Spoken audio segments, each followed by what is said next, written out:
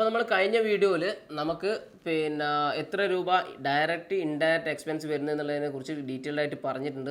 അപ്പോൾ ഈ വീഡിയോയിൽ നമുക്ക് എന്ത് പറയാമെന്ന് വെച്ച് കഴിഞ്ഞാൽ നമുക്ക് എത്ര രൂപയുടെ സെയിൽ നടന്നു, എത്ര രൂപയുടെ എക്സ്പെൻസുകൾ വന്നതൊക്കെ നമ്മൾ കഴിഞ്ഞ വീഡിയോയിൽ കണ്ടിട്ടുണ്ട്. അപ്പോൾ എന്താ വെച്ചാൽ ഇതിൽ നമുക്ക് എത്ര രൂപയുടെ സെയിൽ നടന്നു, അതിൻ്റെ റിപ്പോർട്ടുകൾ എങ്ങനെ കിട്ടും, പിന്നെ അതുപോലെ തന്നെ ഈ സെയിൽ നടന്നതിന് നമുക്ക് ടാക്സ് ഫയൽ ചെയ്യണം. നമ്മളിപ്പോൾ ഇത്ര രൂപയുടെ സെയിൽ ചെയ്തിട്ടുണ്ടെങ്കിൽ ആമസോൺ അല്ല ടാക്സ് ഫയൽ ചെയ്യുന്നത്. ഇപ്പോൾ നമ്മളൊരു സെയിൽ, ഇപ്പോൾ നിങ്ങൾ 2500 രൂപയുടെ ഒരു പ്രൊഡക്റ്റ് സെല്ല് ചെയ്ത് കഴിഞ്ഞാൽ ആ ഒരു സെല്ല് ചെയ്ത പ്രൊഡക്റ്റിൻ്റെ GST ഫയൽ ചെയ്യുന്നത് ആമസോൺ അല്ല, നിങ്ങളാണ് ചെയ്യേണ്ടത്. ആമസോൺ എന്ത് ചെയ്യുന്നത് വെച്ചാൽ ആ ടാക്സിൻ്റെ എമൗണ്ട് നിങ്ങൾക്ക് തരും, നിങ്ങൾക്ക് നിങ്ങളുടെ അക്കൗണ്ടിലേക്ക് അയച്ചു തരും, നിങ്ങളാണ് അത് എന്ത് ചെയ്യേണ്ടത്, ഫയൽ ചെയ്യേണ്ടത്. അപ്പോൾ ആ ഒരു ഫയൽ ചെയ്യേണ്ടത് എങ്ങനെയാണ്, അതുപോലെ തന്നെ ആ ഫയൽ ചെയ്യുന്നതിൻ്റെ ഡോക്യുമെൻ്റ് എങ്ങനെയാണ് നിങ്ങൾക്ക് കിട്ടുക എന്നുള്ള കാര്യങ്ങളും കൂടെ നമുക്ക് ഈ വീഡിയോയിൽ ഡിസ്കസ് ചെയ്യാം. അപ്പോൾ നമ്മൾ ആമസോണിൻ്റെ സെല്ലർ സെൻറ്ററിലാണ് ഉള്ളത്. ഇതിൽ റിപ്പോർട്ട് എന്ന് പറഞ്ഞ ഭാഗത്ത് നിങ്ങൾ പോയിട്ടുണ്ടെങ്കിൽ അതിൽ നിങ്ങൾക്ക് ബിസിനസ് റിപ്പോർട്ട് എന്ന് പറഞ്ഞുള്ള ഭാഗത്ത് പോയാൽ ആമസോണിൻ്റെ റിപ്പോർട്ട്സിൽ ബിസിനസ് റിപ്പോർട്ട് എന്ന് പറഞ്ഞ ഭാഗത്ത് പോയി കഴിഞ്ഞാൽ നിങ്ങൾക്ക് ഇവിടെ നിങ്ങൾക്ക് എന്ത് ചെയ്യാം, ഡേറ്റ് ചൂസ് ചെയ്യാം. ഇപ്പോൾ കസ്റ്റം ഡേറ്റ് ഞാനിപ്പോൾ എടുക്കുകയാണെങ്കിൽ ഈ ഒരു കസ്റ്റം ഡേറ്റ് ഇന്ന ഡേറ്റ് മുതൽ ഇന്ന ഡേറ്റ് വരെ, ഇപ്പോൾ ഞാൻ 2019 മുതലുള്ള എടുത്തു കഴിഞ്ഞാൽ ഇത് അപ്ലൈ കൊടുത്തു കഴിഞ്ഞാൽ 2019 മുതൽ 2020 വരെയുള്ള മുഴുവൻ സെയിലിൻ്റെ ഡീറ്റെയിൽസ് നിങ്ങൾക്ക് ഇവിടെ കാണാൻ പറ്റും. എത്ര ഓർഡറുകൾ നിങ്ങൾ വിറ്റിട്ടുണ്ട്, എത്ര യൂണിറ്റുകൾ നിങ്ങൾ ഓർഡർ ചെയ്തിട്ടുണ്ട്, ഇത്ര രൂപയുടെ സെയിൽ വന്നിട്ടുണ്ട്, ഏവറേജ് എത്ര യൂണിറ്റാണ് സെല്ലായിട്ടുള്ളത്, അതുപോലെ തന്നെ പിന്നെ ഒരേ പ്രോഡക്റ്റിന് ഏവറേജ് എത്ര രൂപയാണ് നിങ്ങൾക്ക് വന്നിട്ടുള്ളത്, അതുപോലെ തന്നെ അതിൻ്റെ ഗ്രാഫിക്കൽ റെപ്രസെൻറ്റേഷൻ ഒക്കെ നിങ്ങൾക്ക് കാണാൻ പറ്റും. ഇപ്പോൾ എന്താ വെച്ചാൽ കഴിഞ്ഞ മാസത്തെ മാത്രം കാണണമെങ്കിൽ വീക്ക് ടു ഡേറ്റോ മന്ത് ടു ഡേറ്റ്, ഇപ്പോൾ കഴിഞ്ഞ മാസത്തെ മാത്രം കാണണമെങ്കിൽ എന്ത് ചെയ്യാം, കഴിഞ്ഞ മന്തിലുള്ള മാത്രവും കാണാൻ പറ്റും, ഇല്ല ഈ മന്തിലുള്ള മാത്രം കാണാൻ പറ്റും. അതല്ല അടുത്ത മന്തിലുള്ളതാണെങ്കിൽ പിന്നെ എന്ത് ചെയ്യാം, അടുത്ത ഇയർ വൈസ് ഉള്ളതാണെങ്കിൽ അങ്ങനെയും കാണാൻ പറ്റും. അങ്ങനെ നിങ്ങൾക്ക് എന്ത് ചെയ്യാൻ പറ്റും എന്ന് പറഞ്ഞാൽ കംപ്ലീറ്റ് ആയിട്ട് എന്ത് ചെയ്യാൻ പറ്റും, ഇതിൻ്റെ ഡീറ്റെയിൽഡ് റിപ്പോർട്ട് ഇതിൽ കാണാൻ പറ്റും. ഇതിൽ സെയിൽസ് ആൻഡ് ട്രാഫിക്കിൽ പോയി കഴിഞ്ഞാൽ നിങ്ങൾക്ക് എത്ര സെയിൽ വന്നിട്ടുണ്ട്, എത്ര ട്രാഫിക് വന്നിട്ടുണ്ട് എന്നുള്ളതിൻ്റെ ഒരു ഗ്രാഫിക്കൽ റെപ്രസെൻറ്റേഷൻ ആയിട്ട് ഇത് കാണാൻ പറ്റും. ഓരോ ദിവസത്തെ നിങ്ങൾക്ക് എന്ത് ചെയ്യാൻ പറ്റും, ഡേ ബൈ ഡേ ആയിട്ട് ഇത് കാണാൻ പറ്റും. ഈ റിപ്പോർട്ടുകളൊക്കെ കംപ്ലീറ്റ് ഇവിടെ ഉണ്ടാവും. സെയിൽസ് പെർഫോമൻസ് എങ്ങനെയാണ് നിങ്ങളുടെ പെർഫോമൻസ് എന്നുള്ളതിൻ്റെ ഗ്രാഫിക്കൽ റെപ്രസെൻറ്റേഷൻ എന്ത് ചെയ്യും, നിങ്ങൾക്ക് കാണാൻ പറ്റും. ഓരോ സമയത്തും അപ്പ് ചെയ്തിട്ടുണ്ടോ, ഗ്രോ ചെയ്തിട്ടുണ്ടോ ഈ കാര്യങ്ങളൊക്കെ കാണാൻ പറ്റും. ഓരോ ദിവസവും നിങ്ങൾക്ക് വന്നിരിക്കുന്നത്, പിന്നെ അതുപോലെ റീഫണ്ട് റേറ്റ് എത്ര ഉണ്ട്, ഈ കാര്യങ്ങളൊക്കെ നമുക്ക് എന്ത് ചെയ്യാൻ പറ്റും, കംപ്ലീറ്റ് കാണാൻ പറ്റും. എത്ര യൂണിറ്റ് ഓർഡർ ചെയ്തിട്ടുണ്ട്, എത്ര ടോട്ടൽ ഓർഡേഴ്സ് ഉണ്ട്, അതിൽ എത്ര യൂണിറ്റ് റീഫണ്ട് ചെയ്തിട്ടുണ്ട്, ഈ കാര്യങ്ങളൊക്കെ കംപ്ലീറ്റ് കാണാൻ പറ്റും. അപ്പോൾ ഇങ്ങനെ എന്ത് ചെയ്യാൻ പറ്റും, നിങ്ങൾക്ക് ഫുൾ ഡീറ്റെയിൽസ് ഈ ഒരു ബിസിനസ് റിപ്പോർട്ട്സ് എന്ന് പറഞ്ഞിട്ടുള്ള ഭാഗത്ത് നിങ്ങൾക്ക് കംപ്ലീറ്റ് കിട്ടും. അപ്പോൾ ഇത് നോക്കിക്കഴിഞ്ഞാൽ നിങ്ങൾക്ക് നിങ്ങളുടെ ബിസിനസ് എങ്ങനെയാണ് പോയിക്കൊണ്ടിരിക്കുന്നത് എന്നതിനെക്കുറിച്ച് കംപ്ലീറ്റ് ആയിട്ട് മനസ്സിലാവും. ഇനി അടുത്ത് നിങ്ങൾക്ക് ചെയ്യാനുള്ളത് എന്താണെന്ന് വെച്ച് കഴിഞ്ഞാൽ, നിങ്ങൾ ഈ സെല്ല് ചെയ്തിരിക്കുന്നത്, ഇപ്പോൾ നിങ്ങൾ ബിസിനസ് റിപ്പോർട്ട് എടുത്തു കഴിഞ്ഞാൽ ഇതിൽ സെയിൽസ് ഡാഷ്ബോർഡ് എടുത്തു കഴിഞ്ഞാൽ ഇത്ര രൂപയുടെ സെയിൽ നിങ്ങൾ എന്ത് ചെയ്തിട്ടുണ്ട്, ഈ മാസം ചെയ്തിട്ടുണ്ട്. ഈ ഒരു മാസത്തെ നിങ്ങൾ എടുക്കുകയാണെങ്കിൽ ഇത്ര രൂപയുടെ സെയിൽ ഈ ഒരു മാസം ഈ ഒരു സമയം കൊണ്ട്, ഇപ്പോൾ 3-4 ദിവസമാണല്ലോ ആയത്, പിന്നെ അപ്പോൾ ഈ ഒരു 4 ദിവസത്തിനുള്ളിൽ ഇത്ര രൂപയുടെ സെയിൽ നിങ്ങൾക്ക് പോയിട്ടുണ്ട്. അപ്പോൾ ഈ ഒരു സെയിൽ പോയതിന് നിങ്ങൾ എങ്ങനെ ടാക്സ് അടക്കണം, ഇതിൻ്റെ റിപ്പോർട്ട് എവിടെ നിന്ന് കിട്ടും എന്നുള്ളതാണ് അടുത്ത് നോക്കുകയാണ്. ഇല്ലെങ്കിൽ കഴിഞ്ഞ മാസത്തെ, ഇപ്പോൾ നമുക്ക് കഴിഞ്ഞ മാസം എടുക്കുകയാണെങ്കിൽ ഇവിടെ കസ്റ്റം ഡേറ്റ് എടുത്തു കഴിഞ്ഞാൽ ഇവിടെ നവംബർ എന്നുള്ളതിന് പകരം ഒക്ടോബർ 5 എന്നുള്ള സെലക്ട് ചെയ്ത് കഴിഞ്ഞാൽ ഒക്ടോബർ മുതൽ സെപ്റ്റംബർ വരെയുള്ള കംപ്ലീറ്റ് എന്ത് ചെയ്യാൻ പറ്റും, എത്ര രൂപയുടെ സെയിൽ നിങ്ങൾക്ക് വന്നു എന്നുള്ളത് കാണാൻ പറ്റും. അപ്പോൾ ഈ ഒരു സെയിൽ നിങ്ങൾക്ക് വന്നിട്ടുണ്ട്. അപ്പോൾ ഈ ഒരു സെയിൽ ഇപ്പോൾ ഇത്ര രൂപയുടെ സെയിൽ വന്നു കഴിഞ്ഞാൽ നിങ്ങൾ അത്രയും രൂപ എന്ത് ചെയ്യണം, ടാക്സ് അടക്കണം. ഇത്ര രൂപ നിങ്ങൾക്ക് സെയിൽ വന്നിട്ടുണ്ട്, ഉറപ്പായിട്ടും ഇതിനുള്ള ടാക്സ് നിങ്ങളെ ഓരോ പ്രൊഡക്റ്റിനും എത്ര ശതമാനമാണോ ടാക്സ് വരുന്നത് അതിനനുസരിച്ചുള്ള ടാക്സ് നിങ്ങൾ അടക്കണം. അപ്പോൾ ആ ടാക്സ് എങ്ങനെ അടക്കാം, അതിൻ്റെ ഡോക്യുമെൻ്റ് എങ്ങനെ കിട്ടും എന്നുള്ളതാണ് അടുത്ത നമ്മൾ നോക്കുന്നത്. അപ്പോൾ അതിന് വേണ്ടിയിട്ട് നിങ്ങൾ റിപ്പോർട്ടിൽ പോവുക. ഇതിലെ ടാക്സ് ഡോക്യുമെൻ്റ് ലൈബ്രറി, നമ്മൾ നേരത്തെ പറഞ്ഞു ടാക്സുമായിട്ട് ബന്ധപ്പെട്ട എല്ലാ കാര്യങ്ങളും നമുക്ക് കിട്ടുന്നത് ടാക്സ് ഡോക്യുമെൻ്റ് ലൈബ്രറിയിൽ നിന്നാണ്. അപ്പോൾ ഇതിൽ നമ്മൾ നേരത്തെ സെല്ലർ ഇൻവോയ്സിന് ആമസോണിൽ നമ്മൾ ഉപയോഗിക്കുന്ന സർവീസിനുള്ള ടാക്സുകൾ എങ്ങനെ ക്ലെയിം ചെയ്യാം, അതിൻ്റെ റിപ്പോർട്ട് എങ്ങനെ കിട്ടും എന്നുള്ള മനസ്സിലായി. ഇനി നമ്മൾ ആമസോണിന് കൊടുക്കുന്ന സർവീസ്, നമ്മൾ ആമസോണിലൂടെയാണ് പ്രൊഡക്റ്റ് സെല് ചെയ്യുന്നത്. അപ്പോൾ കസ്റ്റമേഴ്സിന് ഈ പ്രൊഡക്റ്റ് സെല് ചെയ്യുന്ന സമയത്ത് ഇതിൻ്റെ ടാക്സ് നമുക്ക് ഫയൽ ചെയ്യാനുള്ള റിപ്പോർട്ട് ഇവിടെ കിട്ടും നോക്കാം. അപ്പോൾ അതിന് വേണ്ടിയിട്ട് നമുക്കിവിടെ മർച്ചൻറ്റ് ടാക്സ് റിപ്പോർട്ട് എന്ന് പറഞ്ഞ ഓപ്ഷൻ ഉണ്ട്. ഇതിൽ ഒരുപാട് കാര്യങ്ങളുണ്ട്, അത് നമുക്ക് ഡീറ്റെയിൽഡ് ആയിട്ട് പിന്നെ മുന്നോട്ട് പോകുന്ന സമയത്ത് എപ്പോഴെങ്കിലും നമുക്ക് വീഡിയോ ചെയ്യാം. പിന്നെ നമുക്കിപ്പോൾ മർച്ചൻറ്റ് ടാക്സ് റിപ്പോർട്ടിൽ പോയി കഴിഞ്ഞാൽ ഇവിടെ B2B ടാക്സ് ഉണ്ട്, B2C ഉണ്ട്. ആമസോൺ B2B എന്ന് പറഞ്ഞുള്ള ഒരു സെക്ഷൻ തന്നെയുണ്ട്. ഞാൻ മുന്നത്തെ വീഡിയോസിൽ പറഞ്ഞിട്ടുണ്ട് ആമസോൺ B2B നമുക്ക് എന്ത് ചെയ്യാം, B2B സെയിലുകൾക്ക് വേണ്ടി തന്നെ ഉള്ളുണ്ട്. അപ്പോൾ അതിൽ വേണമെങ്കിൽ B2B പർച്ചേസൊക്കെ നമുക്ക് ചെയ്യാൻ പറ്റും, ബൾക്ക് പർച്ചേസൊക്കെ ചെയ്യാൻ പറ്റും. അപ്പോൾ നമുക്ക് B2Bയും B2Cയും റിപ്പോർട്ടുകൾ ഇവിടെ കിട്ടും. ഈ മാസത്തെ റിപ്പോർട്ടാണ് നമുക്കിവിടെ കിട്ടുക. ഇപ്പോൾ സെപ്റ്റംബറിലുള്ള റിപ്പോർട്ടാണ് എന്ത് ചെയ്യുക, നമുക്കിവിടെ B2Bയിലും B2Cയിലും കിട്ടുക. അതല്ല നിങ്ങൾക്ക് മന്ത് വൈസ് വേണമെങ്കിൽ ഇവിടെ നിങ്ങൾക്ക് എന്ത് ചെയ്യാം, ഓരോ മന്തും ചൂസ് ചെയ്തിട്ട് എന്ത് ചെയ്യാം, പിന്നെ നമുക്ക് ആ ഒരു റിപ്പോർട്ടുകൾ ജനറേറ്റ് ചെയ്യാൻ പറ്റും. ഇപ്പോൾ ആഗസ്റ്റ് 2020 വേണോ, ഇല്ലെങ്കിൽ ജൂലൈയിലുള്ള വേണോ, ജൂണിലുള്ള വേണോ, ഏത് മന്തിലുള്ള വേണമെങ്കിലും എന്ത് ചെയ്യാം, നിങ്ങൾക്ക് റിപ്പോർട്ടുകൾ എടുക്കാൻ പറ്റും മുന്നുള്ളത്. ഇവിടെ ഇപ്പോൾ ഡൗൺലോഡ് ലാസ്റ്റ് മന്ത്സ് റിപ്പോർട്ട് എന്ന് പറഞ്ഞാൽ സെപ്റ്റംബറിലാണ് കാണിക്കുന്നത്. അപ്പോൾ നിങ്ങൾക്ക് എന്ത് ചെയ്യുന്നത്, വേണമെങ്കിൽ നിങ്ങൾക്ക് കസ്റ്റം റിപ്പോർട്ട് വേണമെങ്കിൽ ഇവിടെ എന്ത് ചെയ്യാം, ഇവിടെ പിന്നെ സ്പെസിഫിക് ഡേ റിപ്പോർട്ട് എന്ന് പറഞ്ഞിട്ട് ഇവിടെ ക്ലിക്ക് ചെയ്തിട്ട് കസ്റ്റം ഡേറ്റ് റേഞ്ച് കൊടുക്കാം. ഇപ്പോൾ എന്താണെന്ന് വെച്ച് കഴിഞ്ഞാൽ ഞാനിപ്പോൾ ഒക്ടോബർ 1 മുതൽ നവംബർ 5 വരെ ഇന്നത്തെ വരെയുള്ള റിപ്പോർട്ടിന് റിക്വസ്റ്റ് കൊടുക്കുകയാണ്. അപ്പോൾ B2Cയിൽ അങ്ങനെ റിപ്പോർട്ട് ഇൻ ക്യൂ ആണ് ഉണ്ടാവുക, കുറച്ച് സമയം എടുക്കും അതൊന്ന് ജനറേറ്റ് ആവാൻ. അപ്പോൾ അത് നിങ്ങൾക്ക് ജനറേറ്റ് ആയാൽ എന്താണെന്ന് വെച്ചാൽ അത് കിട്ടും. അപ്പോൾ ഇവിടെ എന്താണ് B2C റിപ്പോർട്ട് സെപ്റ്റംബർ 2020 ഉള്ളതാണ്. അപ്പോൾ ഇവിടെ ക്ലിക്ക് ചെയ്ത് കഴിഞ്ഞാൽ സെപ്റ്റംബർ മാസത്തിലുള്ള ഫുൾ റിപ്പോർട്ട് നിങ്ങൾക്ക് കിട്ടും. B2B റിപ്പോർട്ടും നിങ്ങൾക്ക് എന്ത് ചെയ്യാം, ഇവിടെ നിന്ന് തന്നെ ഡൗൺലോഡ് ചെയ്യാൻ പറ്റും. B2B റിപ്പോർട്ട് ഇവിടെ നിന്ന് തന്നെ ഡൗൺലോഡ് ചെയ്യാൻ പറ്റും. ഇപ്പോൾ അതെല്ലാം നമ്മൾ നേരത്തെ പറഞ്ഞ പോലെ കസ്റ്റം ഡേറ്റ് റേഞ്ച് ആണ്. കസ്റ്റം ഡേറ്റ് റേഞ്ച് നിങ്ങൾക്ക് എന്ത് ചെയ്യാൻ പറ്റും, ചൂസ് ചെയ്യാൻ പറ്റും.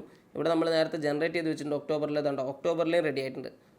അപ്പോൾ 11ാം മാസത്തിലാണ് ചോദിച്ചിട്ടുള്ളത്. അപ്പോൾ 11ാം മാസത്തിലുള്ള വേണമെങ്കിൽ 11ാം മാസത്തിൽ ഇവിടെ ഉണ്ട്, അതും ഡൗൺലോഡ് എടുത്തു കഴിഞ്ഞാൽ അതിൻ്റെയും ഡീറ്റെയിൽഡ് ആയിട്ട് നിങ്ങൾക്ക് കിട്ടും. അപ്പോൾ ഒക്ടോബറിലാണ് ഗൂഗിൾ ഡ്രൈവിലേക്ക് ഓപ്പൺ ആക്കുകയാണ്. അപ്പോൾ നമുക്കിവിടെ GST-MTR എന്ന് പറഞ്ഞുള്ള ഫയലുണ്ട്. ഞാൻ ഇതൊന്ന് ഓപ്പൺ ആക്കുകയാണ്. GST-MTR ഫയൽ എന്ന് പറഞ്ഞാൽ GST മർച്ചൻറ്റ് ടാക്സ് റിപ്പോർട്ടാണ്. അപ്പോൾ ഇതിൽ നിങ്ങൾക്ക് ഓപ്പൺ വിത്ത് ഗൂഗിൾ ഷീറ്റ് കൊടുത്തു കഴിഞ്ഞാൽ ഓപ്പൺ വിത്ത് ഗൂഗിൾ ഷീറ്റ് കിട്ടും. അപ്പോൾ ഞാൻ ഗൂഗിൾ ഷീറ്റ് ഒന്ന് ഓപ്പൺ ആക്കി വെക്കുകയാണിത്. കാരണം എന്താ വെച്ച് കഴിഞ്ഞാൽ ഞങ്ങൾക്ക് എഡിറ്റ് ചെയ്യാൻ എളുപ്പത്തിന് വേണ്ടിയിട്ടാണ്. ഇനി നിങ്ങൾ ചെയ്യേണ്ടതെന്ന് വെച്ച് കഴിഞ്ഞാൽ ഇതിൽ എന്തൊക്കെ ഇമ്പോർട്ടൻ്റ് ആയിട്ടുള്ള കാര്യമുണ്ട്, എന്തൊക്കെ ഇമ്പോർട്ടൻ്റ് ആയിട്ടുള്ള കാര്യം ഇല്ല എന്നുള്ള പറഞ്ഞുതരാം. ഞാൻ എന്ത് ചെയ്തിട്ടുണ്ടെന്ന് വെച്ചാൽ ഇവിടെ പിന്നെ എന്തൊക്കെ സാധനങ്ങൾ വേണം, എന്തൊക്കെ സാധനങ്ങൾ വേണ്ട എന്നുള്ളത് റെഡ് കളറിലും ഗ്രീൻ കളറിലും ഇട്ടിട്ടുണ്ട്.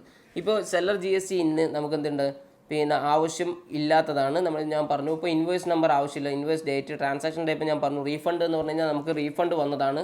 പിന്നെ ക്യാൻസൽ എന്ന് പറഞ്ഞു കഴിഞ്ഞാൽ നമ്മൾ റീഫണ്ട് പോയതാണ്, അത് എന്തെങ്കിലും പൊട്ടിപ്പോയിട്ട് നമ്മൾ റീഫണ്ട് കൊടുത്തായിരിക്കും. ക്യാൻസൽ എന്ന് പറഞ്ഞാൽ ഓർഡർ ക്യാൻസൽ ആയതാണ്. മർച്ചൻറ്റ് ഷിപ്മെൻ്റ് ആണ്.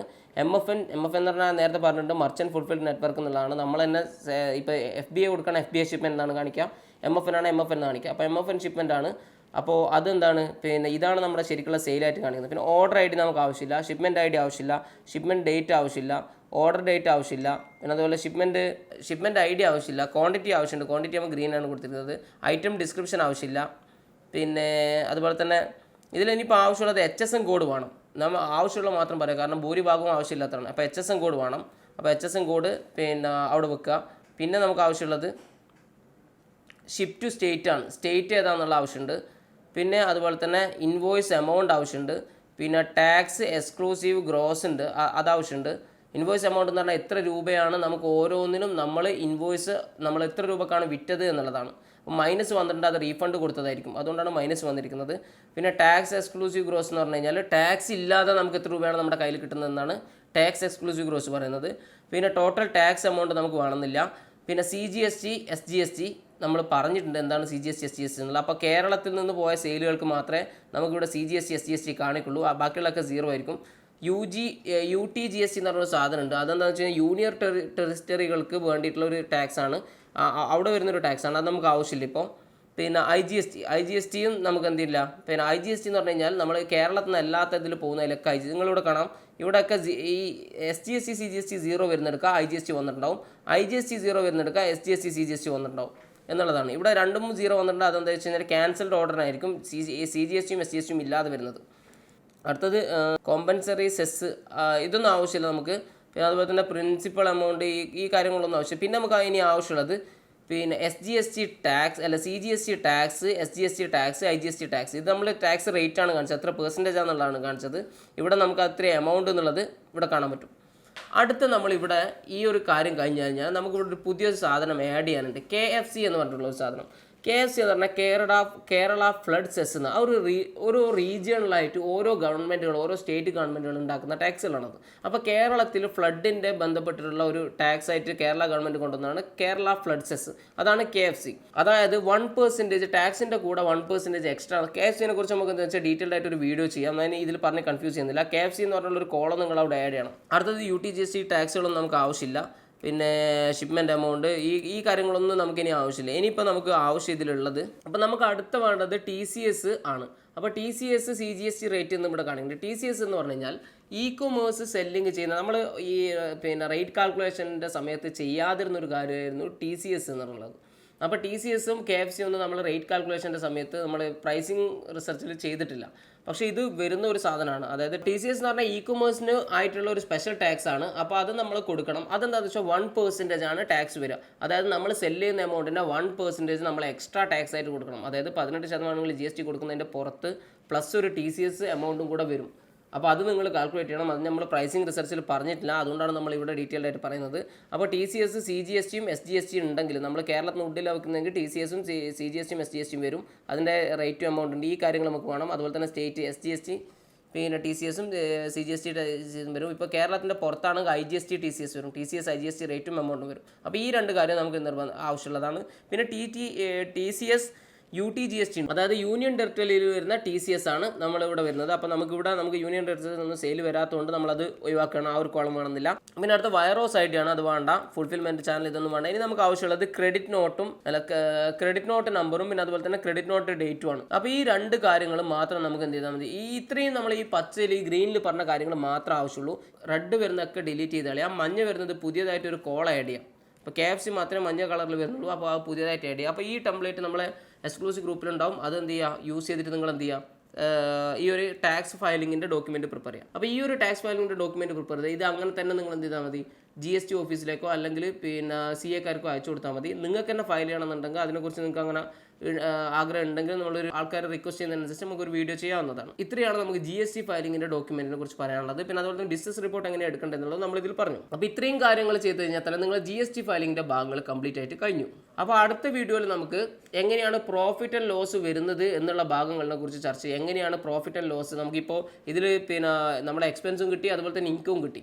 ഇനി എന്താണെന്ന് വെച്ചാൽ ഇത് വെച്ചിട്ട് നമുക്ക് എങ്ങനെയാണ് പ്രോഫിറ്റ് ആൻഡ് ലോസ് ആമസോണിൻ്റെ പാനൽ യൂസ് ചെയ്തിട്ട് തന്നെ സിമ്പിളായിട്ട് എങ്ങനെ നോക്കാം എന്നുള്ളത് നമുക്ക് എന്ത് ചെയ്യാം, അടുത്ത വീഡിയോയിൽ ഡിസ്കസ് ചെയ്യാം.